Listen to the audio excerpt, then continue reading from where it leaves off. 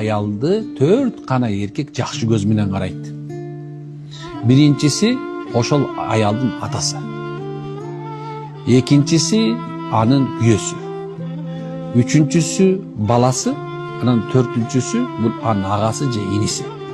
Бирок башка эркектер аны мындай бир предмет катары көрүшү мүмкүн. Мындай айтканда предмет наслаждения деп коюшубуз мүмкүн. Туурабы?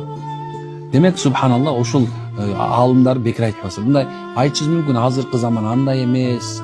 Бирок маньяктар, педофилдер мына жакында эле эмне болду, Кудай сактасын, туурабы?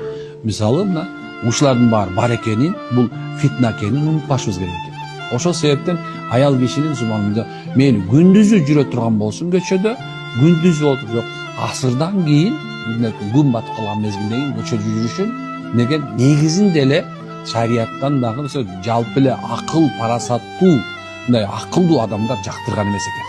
Түшүнүп атасыздарбы? Демек ушул мындай айтып аткан.